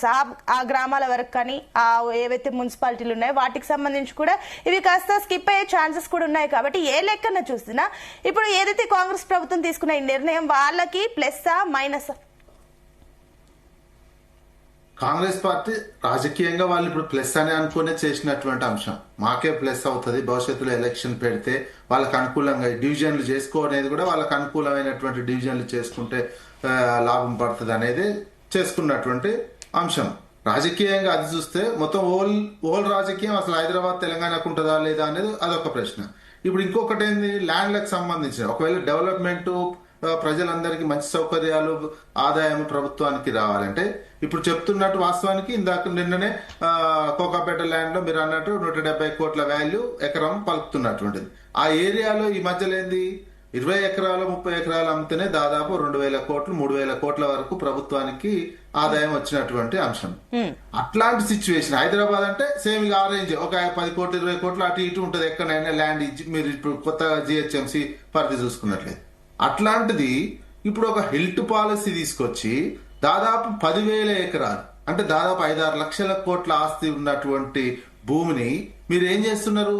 5,000 కోట్ల ఆదాయం ప్రభుత్వానికి, దానివల్ల 5,000 కోట్ల ఆదాయం వచ్చే విధంగానే మొత్తం కట్టబెట్టి రియల్ ఎస్టేట్ వాళ్ళకి ఇస్తున్నారు. మరి అదే పని ఈ 10,000 ఎకరాలని ఈ 5 లక్షల కోట్ల 6 లక్షల కోట్ల ఆస్తిని ప్రభుత్వమే తీసుకొని ఇట్లా వేలం పెడితే దాదాపు 5-6 లక్షల కోట్ల ఆస్తి వస్తుంది. అసలు తెలంగాణకు అప్పులు ఉండవు, మొత్తం హైదరాబాద్ పూర్తి చేతిలో ఉంటది. ఏ సౌకర్యమైనా ఈజీగా వచ్చి ప్రభుత్వానికి అంత ఆదాయం వస్తుంటే అంటే 5 లక్షల కోట్ల ఆదాయాన్ని మీరు 5,000 కోట్ల ప్రభుత్వానికి వచ్చే విధంగా పాలసీ రూపొందించడమే హైదరాబాద్ ను తెలంగాణ రాష్ట్రాన్ని ఏ రకంగా అభివృద్ధి చేస్తారో ఎంచుకోవాలి. జస్ట్ 20 ఎకరాలే నిన్న ఒక్కొక్కటి 20 ఎకరాలు అమ్మితేనే 3-4 వేల కోట్లు వస్తే 10,000 ఎకరాలకు ఎన్ని రావాలండి హైదరాబాద్ లో? ఈ కంపారిజన్ చేసుకోండి, ఈజీగా తెలిసిపోతుంది. 20 ఎకరాలకు ఇంత వస్తే 10,000 ఎకరాలకు ఎంత రావాలి? 5,000 కోట్లకి ఇచ్చేస్తే మీరు అది ఏ సంక్షేమానికి ఏ అభివృద్ధికి ఉపయోగపడుతుంది? ఓ నెల వడ్డీకి ఉపయోగపడదు, ఓ రైతు బంధు ఒక కారు కేయడానికి ఉపయోగపడదు, ఏ సంక్షేమానికి ఉపయోగపడినటువంటి డబ్బులు. అందుకే ఈ రకమైనటువంటి ఇదంతేంది ఒక దోపిడీ లాగా మొత్తం కబ్జా మొత్తం దోసుకోవడమే టార్గెట్ గా కనిపిస్తుంది తప్ప ఈ అభివృద్ధి పౌర సేవలు సమానంగా ఇస్తాం, ఆ డబ్బును సంపదను పంచుదాము అనే కాన్సెప్ట్ ఎక్కడ కనిపిస్తుంది? ఇక్కడ సంపదను మొత్తం కొంతమంది దోచుకునే రీతిలోనే కనిపిస్తుంది కదా, కళ్ళ ముందు కనిపిస్తున్నటువంటిది. ఈ విలీనాలు దీనివల్ల ఏంటి? ఈ విలీన ప్రక్రియ జరగడమే ఒక అన్డెమోక్రటిక్. ఎవరి ప్రజాభిప్రాయ సేకరణ జరగదు. ధన క్యాబినెట్ లో డిసిషన్ తీసుకున్నారు, అయిపోయింది. ఏ మున్సిపాలిటీ గాని ఏ కార్పొరేషన్ గాని తీర్మానం చేసినటువంటి లేదు. ప్రజల్లో బహిరంగంగా జెండా సమావేశాలు పెట్టో ప్రజల నుంచి అభిప్రాయాలు తీసుకున్నది లేదు. ఇంత పెద్ద నిర్ణయం దాదాపు 2.5 కోట్ల మంది 2,25,00,000 మంది దీని పరిధిలోకి వస్తుంటే అసెంబ్లీలో చర్చించాల్సినటువంటి అవసరం ఉండే. దాదాపు సగం జనాభా, తెలంగాణ సగం జనాభా అన్నట్టు సగం జనాభాకు సంబంధించినటువంటి ఒక నిర్ణయం తీసుకున్నటువంటి సందర్భంలో ఎంత పెద్ద చర్చ జరగాలి? అట్లాంటి చర్చ ఏమీ లేదు. దాన్ని తీసేసుకున్నారు, బలం ఉందని లాస్ట్ రోజు కౌన్సిల్ లో పెట్టి కౌన్సిల్ లాస్ట్ క్యాబినెట్ లో డిసిషన్ ఆ రోజు మధ్యాహ్నం జరుగుతున్నటువంటి సందర్భంలో క్యాబినెట్ లో డిసిషన్ తీసుకుంటారు. అంతకు ముందే ఇంకా డిసిషన్ అయినాకనే క్యాబినెట్ లో డిసిషన్ అయ్యి అంత అయిన తర్వాతనే జిహెచ్ఎంసీలో తీర్మానం చేస్తారు. అంటే విజయ్ గారు, ఒకటి ఇప్పుడు ఈ నిర్ణయం వల్ల గ్రామీణ అస్తిత్వం కోల్పోతుంది అనుకోవచ్చా, లేదంటే అక్కడ గ్రామీణ యువతకు ఈరోజు ఉద్యోగ అవకాశాలు పెరుగుతాయని అనుకోవచ్చా? గ్రామీణ తెలంగాణ వాస్తవానికి ప్రపంచవ్యాప్తంగా ప్లస్ ఇటువంటి మనది అంటే అర్బనైజేషన్ ని పెంచుతున్నారు. ఎందుకంటే ప్రజల నుంచి రకరకాల ముఖ్యంగా భారతదేశం లాంటి చోట్ల ఏంటంటే గ్రామీణ ప్రాంతాల్లో కొంచెం సౌకర్యాలు కావచ్చు, ప్రభుత్వ పథకాలు కానీ ఎక్కువ ఇంప్లిమెంట్ అవుతున్నటువంటి సందర్భం వాటిని కట్ చేయాలి. ఆ నిధులను కట్ చేయాలంటే ప్రతిదాన్ని అర్బనైజేషన్ చేయాలి. ఇప్పుడు దాదాపు తెలంగాణలో ఏది గ్రామ ప్రాంతం అనేది చాలా తక్కువ ఉంది. ఏదో ఒక గ్రామం మున్సిపాలిటీ కిందకి అయిపోయినాయి. ఈ మున్సిపాలిటీలు కావచ్చు, కార్పొరేషన్ల ద్వారా గ్రామీణ వాతావరణం పేరుకే ఉంది. చాలా ఊర్లు హెచ్ఎండి కొంచెం ఆయా డెవలప్మెంట్ అథారిటీలకు తీసుకొచ్చారు, కొంచెం మున్సిపాలిటీలకు తీసుకొచ్చారు, కొంచెం కార్పొరేషన్లకు. చాలా తక్కువ గ్రామాలు అనేవే అస్తిత్వం కోల్పోతున్నటువంటి దశలో ఉన్నాం. ఇంకా పూర్తిగా కోల్పోలేదు కానీ ఆ దశలో ఉన్నాం. దీని ద్వారా ఏంటంటే ఉపాధి హామీ లాంటి పథకాలు కావచ్చు, ఇటువంటి పథకాలు ఇంప్లిమెంటేషన్ కావు. గ్రామ ఉండి పంచాయతీ ఉంటేనే అవి అవుతాయి. పంచాయతీలకు వచ్చే నిధులు వేరుంటాయి, మున్సిపాలిటీలకు సంబంధించి ఉంటాయి. అవన్నీ ప్లస్ ట్యాక్సులు పెరుగుతాయి. అర్బనైజేషన్ ద్వారా ఏంటంటే ప్రజలకు అందిస్తున్నటువంటి సేవలను తో పాటు పన్నులు ఎక్కువగా ప్రజల నుంచి పీడించడానికి అర్బనైజేషన్ ఎక్కువగా చేస్తున్నారు. ఆ స్థాయిలో నిజమైన అర్బనైజేషన్ అంటే ప్రజలకు హై క్లాస్ లెవెల్లో సౌకర్యాలు కల్పించాలి. అట్లాంటి సౌకర్యాలు కల్పించట్లేదు. రోడ్లు కావచ్చు, డ్రైనేజీ కావచ్చు, ట్రాఫిక్ సంబంధించినటువంటి అంశం కావచ్చు, మంచినీటికి సంబంధించినటువంటిది కావచ్చు, విద్యుత్కి సంబంధించినటువంటిది కావచ్చు, ఈ హాస్పిటల్కి సంబంధించి ఇట్లాంటి మౌలిక వసతుల విషయంలోనూ మొత్తం కాడెత్తేసినటువంటి పరిస్థితి ఉంటుంది. భూముల నిల్వలు పెంచుకొని కొన్ని కావాల్సినటువంటి భూములు అమ్ముకోనేమో సొంత లాభం పడుతుంది. మళ్ళీ ప్రభుత్వానికి ఆదాయం వచ్చే విధంగా మాత్రం వివరించటం లేదు. ఇది గమనించుకోవాల్సినటువంటి అవసరం తెలంగాణ మీద ఉంది. ఓకే, శ్రీనివాస్ గారు సబ్మిషన్ మెన్షన్ చేశారు, చెప్పండి. ఐ థింక్ మ్యూట్ లో ఉన్నారండి, ఒకసారి చూసుకోండి. చెప్పండి. సునీత గారు, హైదరాబాద్ చుట్టూరా ఔటర్ రింగ్ రోడ్ ఎందుకు వచ్చిందండి? ట్రాఫిక్ సమస్య కదా. దాని తర్వాత ఇప్పుడు ట్రిబుల్ ఆర్ ఎందుకు వస్తున్నది? అదే ట్రాఫిక్ సమస్య కదా. ఆ సమస్యను దాటడానికి, అధిగమించడానికి ఓఆర్ఆర్ వస్తే అది ఇబ్బంది అయితే, ఇంకా ట్రిపుల్ ఆర్ వస్తా ఉంటే మీరు ఉన్న మున్సిపాలిటీస్ అన్నిటి కూడా కలిపేసి ఇంకా బృహన్ హైదరాబాద్ చేస్తే ఇదే సమస్య ఉంటుంది. మళ్ళా 12 ఇదే సమస్య. కాబట్టి ఇది పరిష్కారం కాదు. ఫస్ట్ మైగ్రేషన్ ఆపాలి పల్లెల నుంచి ప్రధాన పెద్ద నగరాలకు. అక్కడ ఆపేసి అక్కడనే అటువంటి అమ్యూనిటీస్ ఇవ్వండి, అటువంటి ఉపాధి అవకాశాలు ఇవ్వండి. సో దట్ హైదరాబాద్ మీద బరువు పడదు. ట్రాఫిక్ సమస్య, పొల్యూషన్ సమస్య, హెల్త్ సమస్య, డ్రైనేజ్ సమస్య, డ్రింకింగ్ వాటర్ సమస్య ఒక్కటే, అనేక సమస్యలు ఉంటాయి. మీరు పెద్ద నగరంగా చెప్పుకోవడానికి గొప్పల కోసం మహానగరం చేయాల్సిన అవసరం. ఇప్పుడు ఉన్నవాటే మనం మున్సిపల్ కార్పొరేషన్ జిహెచ్ఎంసీ మీటింగ్ చూసాం. ఆ మీటింగ్ లాగా ఉందా అంటే? ఆ మీటింగ్ లాగా జరిగిందేమో? ఎప్పుడైనా ఆ 5 ఏళ్లలో ఒక్కసారి, 5 కాదు, నేను 25-30 years నుంచి హైదరాబాద్ యొక్క పరిస్థితి చూస్తున్నా. మున్సిపల్ కార్పొరేషన్ ఏ ఒక్క మీటింగ్ కూడాను సిస్టమేటిక్ గా ఉందా జరిగిన పాపన పోలేదు. సమస్యల మీద చర్చించి రెజల్యూషన్ తీసుకొని వాటి అమలు కోసం చేసిన పాపన పోలేదు. దీనికోసం కాదు మెజర్స్. కాబట్టి బెస్ట్ థింగ్ ఏంటంటే గ్రామాల్ని డెవలప్ చేయండి. అర్బన్ యొక్క సౌకర్యాలు గ్రామాలు ఇవ్వండి, ఉపాధి సౌకర్యాలు గ్రామాలు ఇవ్వండి, ఎడ్యుకేషన్ హెల్త్ గ్రామాలు ఇవ్వండి. సో దట్ వాళ్ళు రాకుండా ఉంటారు. కుల వృత్తులు చచ్చిపోయినాయి, వ్యవసాయం చచ్చిపోతా ఉన్నది. వ్యవసాయదారులు గర్వంగా చెప్పుకునే వాళ్ళు ఒకప్పుడు నేను రైతు బిడ్డ అని చెప్పుకున్నాను. ఇవాళ రైతు కూలీల పని దొరకకుండా హైదరాబాద్కి వస్తా ఉన్నారు. ఇది బాధ కదా మేరకు. దుబాయ్ ఎందుకు పోతా ఉన్నారు? మస్కట్ దుబాయ్లకు, గల్ఫ్ దేశాలకు ఎందుకు పోతా ఉన్నారు కూలీలుగా? గ్రామీణ ప్రాంతాల్లో పని లేక, గ్రామీణ ప్రాంతాల్లో ప్రోత్సాహకాలు లేక, ప్రభుత్వం యొక్క ఆలోచన గ్రామాలన్నీ దృష్టి ఇప్పుడు తగ్గింది లేండి. ఇప్పుడు వెళ్ళట్లేదు లేండి. ఇప్పుడు అంత దుబాయ్లకు ఇవన్నీ వెళ్ళట్లేదు, కాస్త తగ్గింది.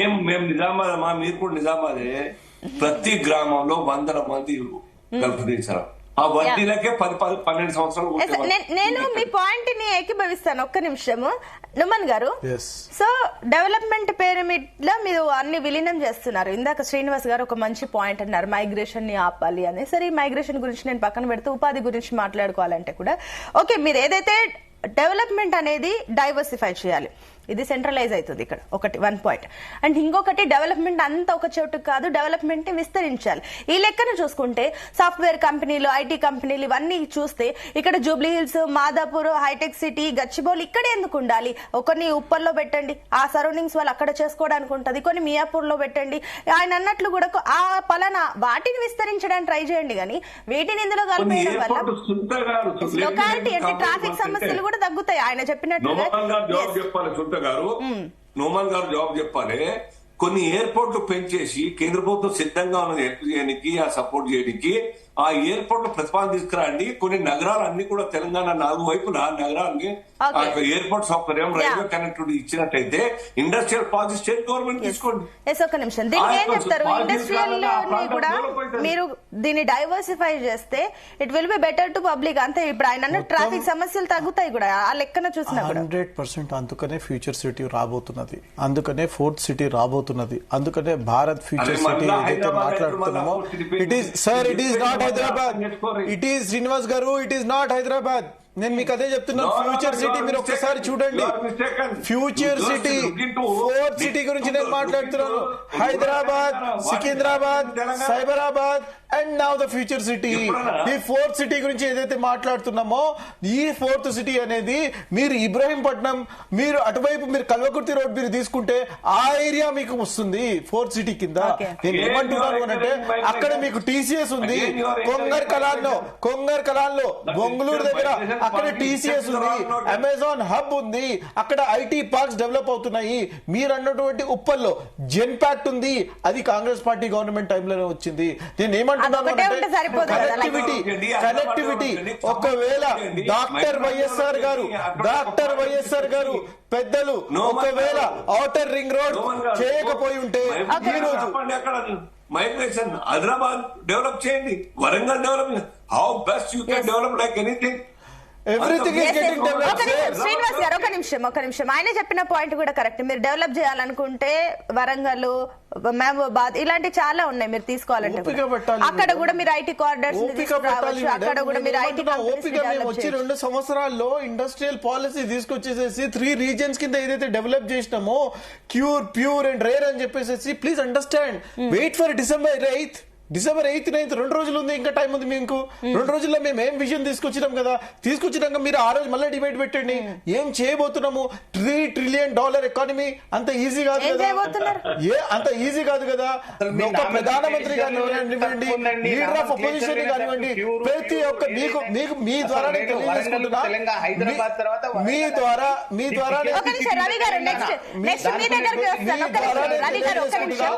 మీ ద్వారా నేను తెలియజేసుకుంటున్నా. ఈ రోజు మంత్రివర్గం సభ్యులు 15 మంది కూడా ప్రతి ఒక్క రాష్ట్రానికి వెళ్లి ముఖ్యమంత్రులు, అక్కడ ఉన్నటువంటి బీజేపీ పాలిత ముఖ్యమంత్రులు కానివ్వండి, ఇక్కడ కాంగ్రెస్ ముఖ్యమంత్రులు కానివ్వండి, ఇన్విటేషన్స్ ఇచ్చి మరి వాళ్ళని ఇక్కడ పిలుస్తున్నాము.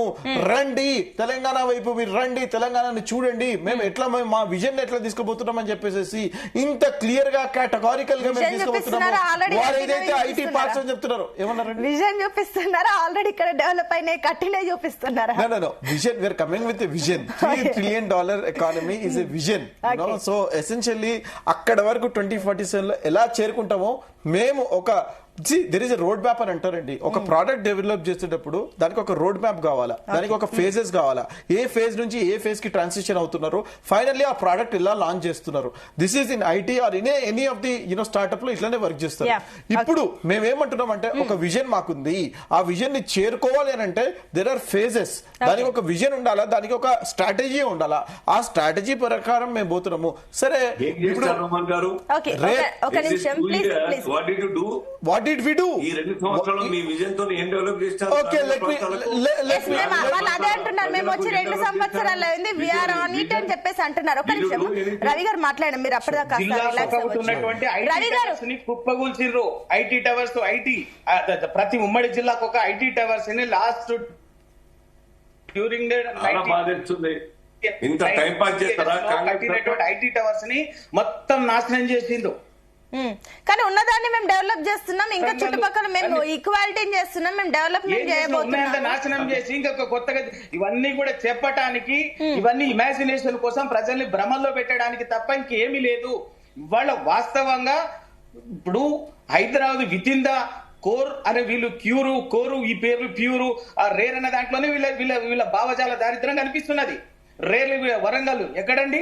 వరంగల్ కు మించినటువంటి తెలంగాణ ఉన్నటువంటి సిటీ ఏముందండి? ఒక 1000 ఏళ్ల క్రితమే దక్షిణ తెలంగాణ, దక్షిణ భారతదేశానికి రాజధానిగా వర్ధిల్లినటువంటి ప్రాంతం, కల్చరల్ రిచ్ ఉన్నటువంటిది. Second biggest city in the Telangana Karimnagar, Nizamabad, Nalgonda, Khammam, మొత్తం ఒరిజినల్ రిమైనింగ్ తెలంగాణ అంతా కూడా అక్కడే పెట్టి సరే వాళ్ళ డెవలప్మెంట్. సరే ఒకటి రవి గారు, వాళ్ళు మేము చేయబోతున్నాము, నెక్స్ట్ మేము వెళ్తున్నాం, అక్కడికే వెళ్తామని చెప్తున్నారు. కానీ మీరేం చేశారు? సరే వాళ్ళది పక్కన పెడదాం. 10 ఏళ్లలో మీరు ఈ జిల్లాల వరకు చూస్తే మీరెంత మేర డెవలప్ చేశారని కూడా వాళ్ళ నుంచి ప్రశ్నలు వస్తున్నాయి. చెప్తాను. ఇవాళ 33 జిల్లాలు చేసి, ఇందాక మన అల్జాపురం శ్రీనివాస్ గారు చెప్పినట్టుగా 10 జిల్లాల్ని 33 జిల్లాలు చేసి, జిల్లాకు ఒక గవర్నమెంట్ మెడికల్ కాలేజ్ పెట్టి, దాన్ని అక్కడ ఇన్ఫ్రాస్ట్రక్చర్ క్రియేట్ చేసి, ఒక పరిపాలన వికేంద్రీకరణ జరిగి ప్రజలకి పరిపాలన చేరువ చేసింది మన కళ్ళ ముందు చూస్తున్నాం. అట్లాగే ఇవాళ ప్రపంచవ్యాప్తంగా పెరుగుతున్నటువంటి నేపథ్యంలో చిన్న చిన్న టౌన్స్ ను జిల్లాల్లో మున్సిపాలిటీస్ గా, అంటే రూరల్ ప్రాంతాల్లో కూడా అర్బన్ ఫెసిలిటీస్ ని క్రియేట్ చేయాలన్నటువంటి ఉద్దేశంతో మున్సిపాలిటీస్ ని జిల్లాల్లో చిన్న చిన్న 15,000కు పైగా జనాభా ఉన్నటువంటి మండల కేంద్రాన్ని మున్సిపాలిటీగా చేసి అర్బన్ ఇన్ఫ్రాస్ట్రక్చర్ గ్రాడ్యువల్ క్రియేట్ చేస్తూ ఒక రకమైనటువంటి అడ్మినిస్ట్రేషన్ ని డీసెంట్రలైజేషన్ జరుగుతున్నది. ఆ జరుగుతున్నటువంటి ప్రాసెస్ ని అబ్రప్ట్ గా ఇవాళ ఆపేసి వీళ్ళ రాజకీయ స్వార్థం కోసం, వీళ్ళ రాజకీయ కుట్ర కోసము మొత్తం మళ్ళీ హైదరాబాద్ కేంద్రీకృతంగా తెలంగాణని ఒక ముఖ చిత్రాన్ని మార్చబోతున్నది. ఇది ముమ్మాటికి రాజకీయ కుట్ర. ఇది నిజంగా కూడా చెప్తున్నా, కాంగ్రెస్ పార్టీ వాళ్ళు చెప్తున్నటువంటి కాంగ్రెస్ పార్టీ ఐడియాలజీ కూడా వ్యతిరేకమే.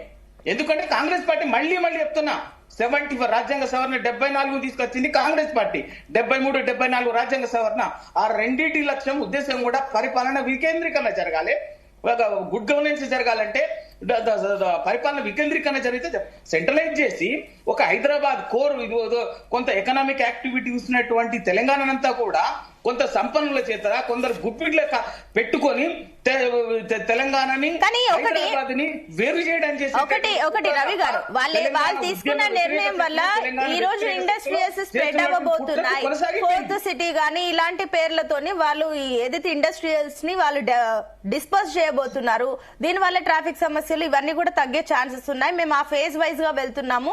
ఈ 2 years లో ఇంతవరకు వచ్చింది, ఇంకా మేము కంటిన్యూ చేయబోతాం, దాన్ని డెవలప్ చేయబోతాం అని వాళ్ళ పాయింట్. సునీత గారు ఇప్పుడు శ్రీనివాస్ గారు ఒక మాట చెప్పిండ్రు, హైదరాబాద్ లో ఎందుకు సమస్య వస్తుందండి, ఔటర్ రింగ్ రోడ్ ఎందుకు వచ్చింది, మళ్ళీ దానికి సమాంతరంగా రీజనల్ రింగ్ రోడ్ ఎందుకు ఇస్తున్నాము. డీసెంట్రల్ హైదరాబాద్ కు తప్పనిసరిగా ఈ సమస్య వస్తుంది. ట్రాఫిక్ కనెక్టెడ్ గా అనేక ఇష్యూస్ వస్తున్నాయి కాబట్టి వస్తుంది. ఈ సమస్య ఎందుకు వచ్చింది, హైదరాబాద్ కేంద్రీకృతంగానే గడిచిన 50, 70, 80 ఏళ్లుగా హైదరాబాద్ కేంద్రీకృతంగానే తెలంగాణ పరిపాలన జరగడము, తెలంగాణ అభివృద్ధి జరగడం అనేటటువంటి దానికి కారణంగానే ఇవాళ వచ్చినటువంటి సమస్య. దాన్ని డిసెంట్రలైజ్ చేయాల్సింది పోయి మళ్ళీ కేంద్రీకృతంగా మళ్ళీ ఒక్క కుప్పగా చేసేటటువంటిది కేవలం ఏంటంటే హైదరాబాద్ తెలంగాణలో ఉన్నటువంటి ఎకనామిక్ సెంటర్స్ ని, ఎకనామిక్ యాక్టివిటీస్ ని, ఇంపార్టెంట్ ఇన్ఫ్లుయెన్షియల్ సెంటర్స్ ని అన్నిటిని కూడా ఒక గుప్పిట్లో కొందరు గుప్పిట్లో పెట్టుకోవడం కోసం చేస్తున్నటువంటి రాజకీయ కుట్ర ఇది. ఈ కుట్ర ఇయాల్టిది కాదు. తెలంగాణ ఉద్యమ కాలంలోనే చాలా బలవంతంగా సమర్థవంతంగా ముందుకు తీసుకొచ్చిండ్రు. అది ఉమ్మడి కేంద్రపాలిత ప్రాంతం రూపంలో, ఉమ్మడి రాజధాని రూపంలో, లేదా ఇంకో రూపంలో తీసుకొచ్చి దాన్ని అడ్డుకుంటే ఆ రోజు ఉద్యమంలో ఖచ్చితంగా దాన్ని పటాపంచలు చేసి దాన్ని ఆ కుట్రని సఫలం కాకుండా అడ్డుకోగలిగినాం. ఇవాళ ఆ కుట్రకు కొనసాగింపుగానే ఇవాళ జరుగుతున్నటువంటి ప్రయత్నమే ఈ జిహెచ్ఎంసీలో 20 మున్సిపాలిటీలు, కొత్తగా ఉన్నటువంటి మున్సిపాలిటీలు, 7 కార్పొరేషన్లు రిలీజ్ చేయడం తప్ప ప్రజలకు సేవలు అందించడం కాదు. లంగ్ స్పేస్ అక్కడ రైట్ అండి రవి గారు, అమ్మటం ద్వారా లంగ్ స్పేస్ మింగాలని చూస్తుంది. ఇవాళ 9,000 ఎకరాలు హైదరాబాద్ లో ఉన్నటువంటి ఇండస్ట్రియల్ కారిడార్ లో ఉన్నటువంటి ఇండస్ట్రియల్ ఎస్టేట్స్ లో ఉన్నటువంటి వాటిని అప్పనంగా 5,000 కోట్లకు అమ్మకానికి పెట్టి 5 లక్షల కోట్లను కాజేయడానికి అదొక దందా. మూసి ఇష్టం వచ్చినట్టుగా ఆ ప్రభుత్వం సునీత శ్రీనివాస్ గారు ఒక చిన్న మాట, హైదరాబాద్ 9,000 ఎకరాల్లో తీసుకుంటున్నటువంటి స్థానంలో ప్రభుత్వం తీసుకొని హైదరాబాద్ లో ప్రభుత్వ కార్యాలయాలు, అద్దె భవనాలు ఉంటున్నాయి. ఇవాళ 70 గురుకుల పాఠశాలలు అండి జిహెచ్ఎంసీ పరిధిలో. 70 గురుకుల పాఠశాలలు శ్రీనివాస్ గారికి తెలుసు. ప్లేస్ లేక హైదరాబాద్ అవతల ఔటర్ రింగ్ రోడ్ అవతల ఎక్కడో ఇంజనీరింగ్ కాలేజెస్ లో పాత బిల్డింగ్లలో అద్దెలకు నడుపుతున్నారు. 70 గురుకుల పాఠశాలలు, ఎస్సీ కావచ్చు, బీసీ కావచ్చు, మైనార్టీ, జనరల్ గురుకుల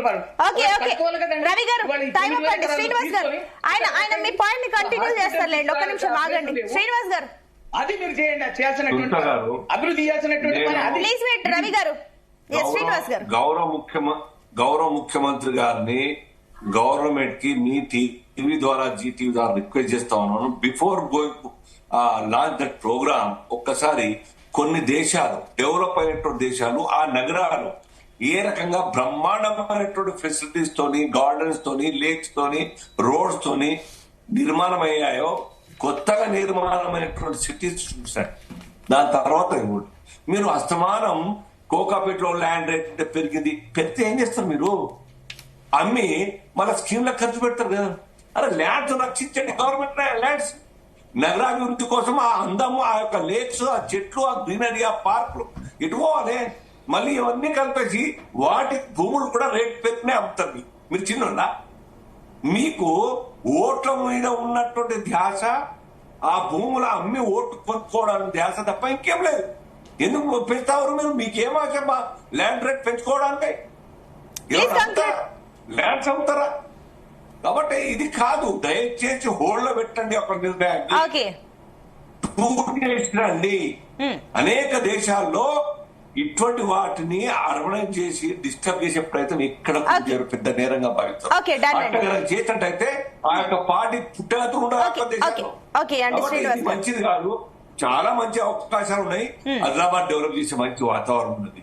కొండలు, గుట్టలు, గ్రీనరీ అక్కడ డెవలప్ చేయండి. అలాగే వరంగల్ హెరిటేజ్ సిటీ, వరంగల్ జిల్లా డెవలప్ చేయండి, మహబూబ్నగర్ డెవలప్ చేయండి, నిజామాబాద్ డెవలప్ చేయండి. ఈ రకంగా విస్తరణ అనేది అన్ని దిక్కులా నలువైపులా ఉండాలి రాష్ట్రం. అప్పుడే ఆ రెండు కాళ్ళలో ఒక కాలు లావైంది, ఒక సన్నం అనేది ఏ తల్లి ఒప్పుకోదు. మా కుటుంబ కాలు లావైందని చెప్పేసి అది వాపు మాత్రమే అనే విషయం అర్థం చేసుకోవాలి. రైట్, నుమన్ గారు మీ ఫైనల్ కామెంట్స్ ఏంటి? ఎసెన్షియల్లీ ఏదైతే డెవలప్మెంట్ జరగాల, డీసెంట్రలైజేషన్ జరగాల అని చెప్పేసి అంటున్నారో, ప్రతి ఒక్క డిస్ట్రిక్ట్ హెడ్ క్వార్టర్స్లో కల్చరల్ హెరిటేజ్ ఉన్నటువంటి వరంగల్ కానివ్వండి, నిజామాబాద్ కానివ్వండి, ఆదిలాబాద్ కానివ్వండి, every region will be developed under the governance. దీనివల్ల వచ్చే ఇబ్బంది ఏం లేదండి. Please understand, this is not a political stunt. It is essentially equal services for everybody, equal taxes for everybody. అది ఆ రకంగా పాలసీ తీసుకొచ్చినటువంటి ఒక నిర్ణయం. మీ ద్వారా నేను ఇంకో విషయం మీ ద్వారా నేను ఇంకో విషయం కూడా నేను చెప్పదలుచుకుంటున్నా.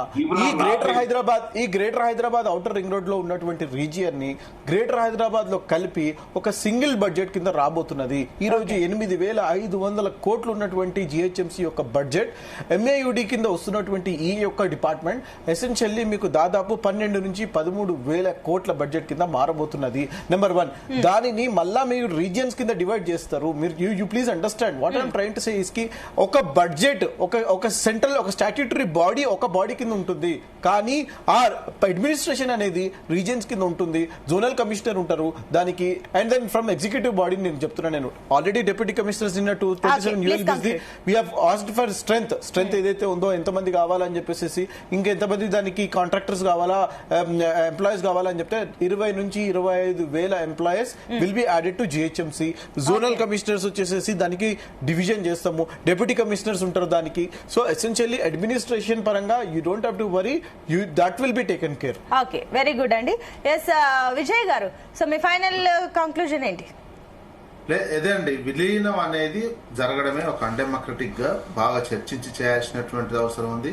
ఇది కాపాడుకోవాలి. హైదరాబాద్ తెలంగాణ హక్కుగా ఉండే విధంగానే నిరంతరం రాజకీయ నాయకులు ఉండాలి. ఎందుకంటే కుట్రలు జరుగుతున్నటువంటి ఉంది ప్రధానంగా అది. ఆ తర్వాత డెవలప్మెంట్ కి సంబంధించినటువంటి అంశం, మన ఆస్తులను పోగొట్టుకోకుండా ఉన్నటువంటి ఇప్పుడు ఇందాక అన్నట్టు హిల్ట్ పాలసీతో తెచ్చినటువంటి భూములను కనుక వేలం వేసి ఉన్నట్లయితే తెలంగాణకు ఒక 5-6 లక్షల కోట్ల ఆదాయం వస్తుంది. అది మేజర్ గా కాపాడుకోవాల్సినటువంటి సమయం ఇది. అదిగా ఈ 3 అంశాలు కనుక జాగ్రత్తలు తీసుకొని వ్యవహరించాల్సినటువంటి అవసరం ఉంటుంది. పాలకులు ఎవరున్నా ఆ రకమైనటువంటి చర్యలు తీసుకోవాల్సినటువంటి అవసరం ఉంది. ఓకే అండి, రైట్. థ్యాంక్ యూ అండి. డిబేట్ లో పార్టిసిపేట్ చేసిన అందరికి కూడా thank you so much. So మొత్తం మీద అటు దేశంలోనే ఈ రోజు అతిపెద్ద నగరం ఏంటి అంటే కూడా గ్రేటర్ హైదరాబాద్ అయితే కాబోతుంది. ఏదేమైనప్పటికీ ఈ విషయంలో ఒకవేళ ఇది అనుకున్నట్లుగా జరిగితే నిజంగానే ఇది ఒక మంచి విషయం అని చెప్పాలి. కానీ ఇది జిహెచ్ఎంసీలో 20 మున్సిపాలిటీలు 7 కార్పొరేషన్ల విలీనం ద్వారా చాలా మెట్టుకు ఈ ప్రాపర్టీ ట్యాక్స్ కానీ, లైసెన్సుల ఫీజులు కానీ, ట్రేడ్ మార్కెట్లు కానివ్వండి, ఆర్థిక భారం కానీ అక్కడున్న స్థానికులకు మరింత పెరిగే అవకాశాలు ఉన్నాయి. మరి ఈ విషయంలో అక్కడి ప్రజలు ఏ రకంగా రెస్పాండ్ అవుతారు? ఒకవేళ నిజంగానే వీళ్ళు అన్నట్లు ఇవన్నీ విలీనం అవుతే గనక ఈ సాఫ్ట్వేర్ కంపెనీలు ఇవన్నీ కూడా డిస్పర్స్, ఇండస్ట్రియల్ గ్రోత్ కనుక పెరిగితే ఈ రకంగా చూసిన ట్రాఫిక్ సమస్యలు ఇవన్నీ కూడా తగ్గే అవకాశం, ఆస్కారం కూడా ఉంటుంది. మైగ్రేషన్స్ కూడా తగ్గే ఛాన్సెస్ ఉన్నాయి. కాయిన్ కి 2 వైపులు ఏ రకంగా ఉంటాయి? ఈ 2 అంశాలు అయితే కనిపిస్తున్నాయి. డెవలప్మెంట్, మరోపక్క ఆర్థిక భారం. మరి వీటిని కాంగ్రెస్ ప్రభుత్వం ఏ రకంగా బ్యాలెన్స్ చేస్తారనేది మాత్రం చూడాలి. That's all for now. Keep watching Zee Telugu news.